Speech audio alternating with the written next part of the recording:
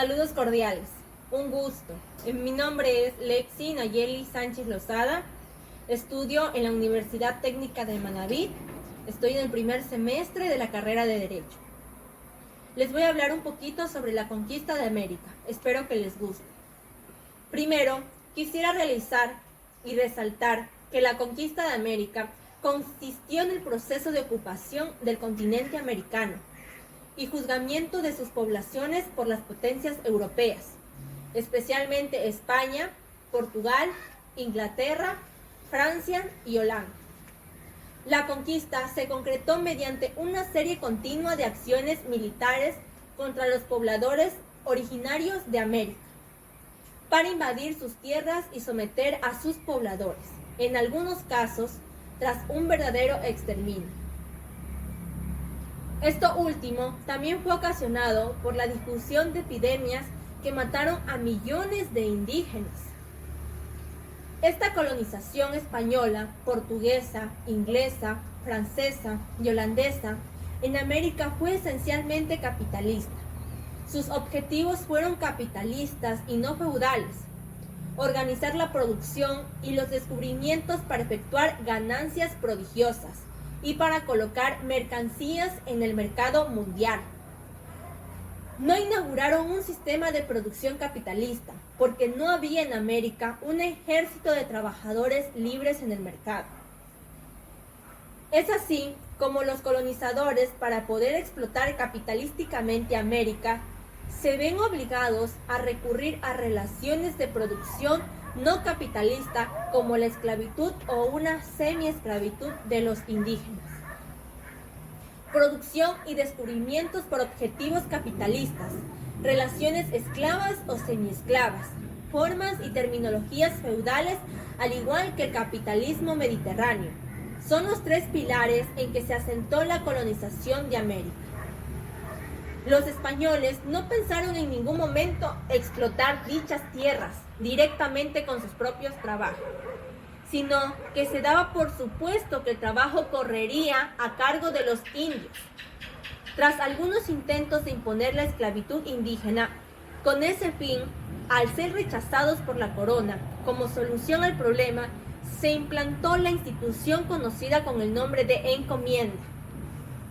Es importante señalar que la conquista y la colonización del Nuevo Mundo tuvo consecuencias demográficas desastrosas por la población indígena, sobre todo en las Antillas, que fue el primer lugar colonizado. América fue conquistado por un proceso militar, político, social, económico y demográfico, en inmensas proporciones. Su principal motor fue el deseo de explotar sus riquezas al inicio a través del pillaje, robo de objetos de oro y plata, y luego con la explotación de sus manos de obra y recursos naturales. Primero se conquistaron las islas del Caribe y luego el continente.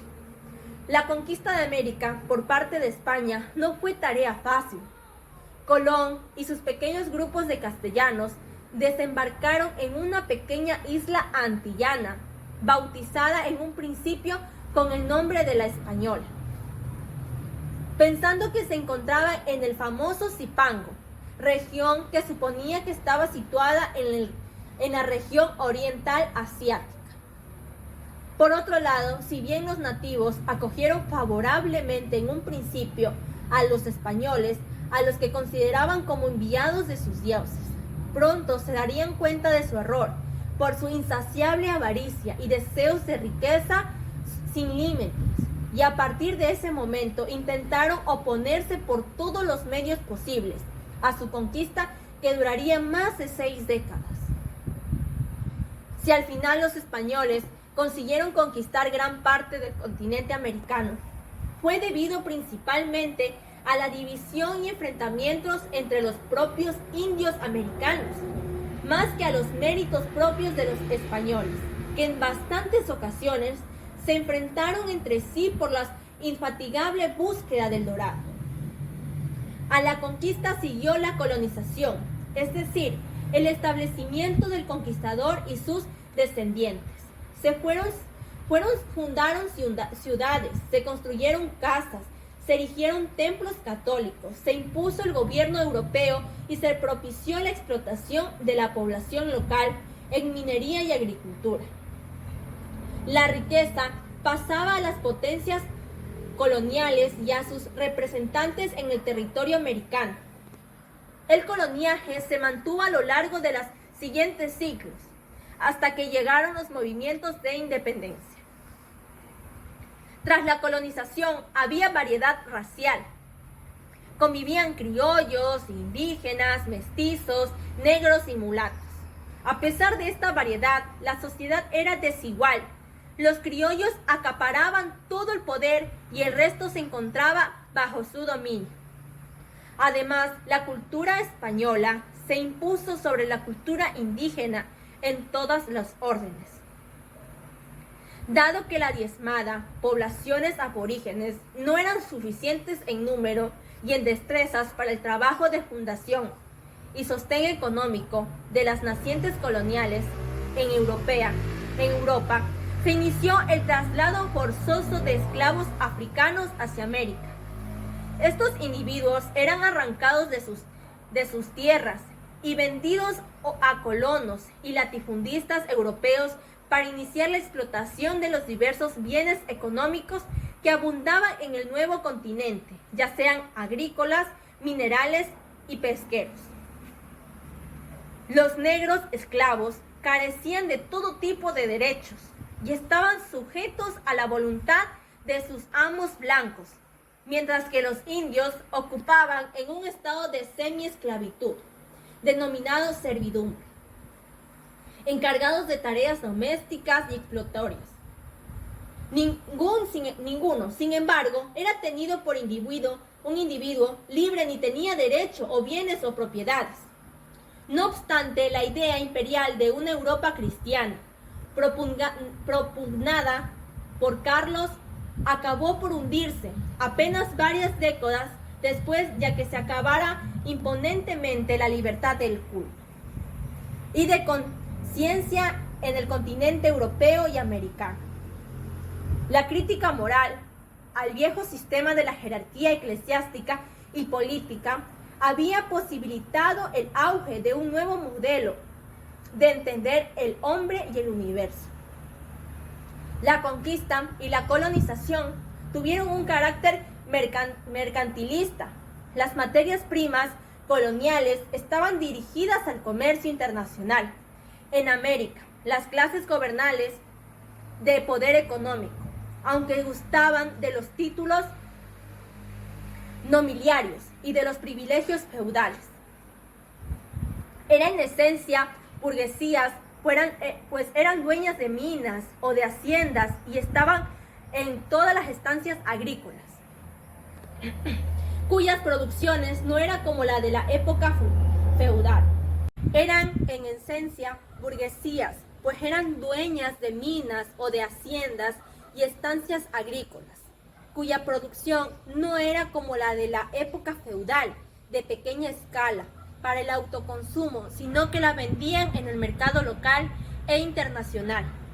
Tampoco era feudal el sistema político. Los encomendadores, aunque lo intentaron, no lograron independizarse como señores feudales. Estaban sujetos a un régimen administrativo, centralizado y fuerte, que dependía de un rey absoluto, no de una monarquía débil. Con todo, historiadores y sociólogos descubren que el sistema colonial iberoamericano era mixto. Esa burguesía no era un capitalista, porque casi no pagaba salarios a los trabajadores, condición de capitalismo. También regían sistemas feudales, la encomienda, que consistía en que un encomendador recibiera indios y a cabo de la obligación de cristianizarse. Usaba gratis su fuerza de trabajo, sistema encásico o lamita, que obligaba a la comunidad a entregar grupos de hombres para trabajar en las minas, donde morían en pocos años, y en muchas zonas el sistema de esclavitud. Por otra parte, la Iglesia Católica jugara un rol importante en la conquista, como brazo moral y cultural de la imposición española sobre los pueblos americanos. el principio de tierras para la cristiandad o de ganar almas para la iglesia, justificada el principio de la violencia como un mecanismo de conversión forzosa. En honor a la verdad, habría que señalar también la Bula Papal Sublimis Deus, promulgada por Paulo III en 1537, en donde afirmaba el derecho de los indígenas a la libertad y a recibir una educación cristiana. Ello amparó a la diezmada población indígena en las brutalidades de la esclavitud, pero no de la imposición cultural que prohibió sus costumbres y sentenció la mayoría de sus lenguas a la extinción. Asediada por la reforma protestante del norte de Europa, la Iglesia Católica halló en la conquista de América y en el rol predominante que junto a su Santa Inquisición jugó en el orden de la naciente sociedad colonial, el oxígeno suficiente para sobrevivir hasta nuevos días. El descubrimiento de América supuso esencialmente incorporar al contexto de la historia universal una masa inmensa de pueblos nuevos y nuevos territorios que nunca más permanecerán fuera de nuestra sociedad y del marco universal. No solo es importante por su cantidad, ciertamente, sino por su cualidad y por la forma en que fueron incorporados y lo que ello supuso para el mundo. Finalmente, esta empresa fue el imperio español, nada más y nada menos. Por ello es dudoso el análisis que parte de la idea de que España perpetró una colonización como cualquiera otra, de la que luego iniciaron ingleses, holandeses, franceses, alemanes o belgas. No es en absoluto lo mismo, porque como si el plan hubiera sido buscar lo que encontraron, no mantienen entre sí la relación de metrópoli a colonia, como luego será tan frecuente porque las circunstancias que lo generan son radicalmente diferentes. Es curioso que en España se haya dejado de considerar el tema del descubrimiento como parte de la formación de los futuros españoles. Una especie de mala conciencia colectiva se ha adueñado de nosotros, de manera que procuramos evitar cualquier referencia a estos asuntos y adquiere un interés muy secundario y tangencial. Esto es lo que yo les puedo hablar sobre la colonia. Espero que les haya gustado. Muchísimas gracias.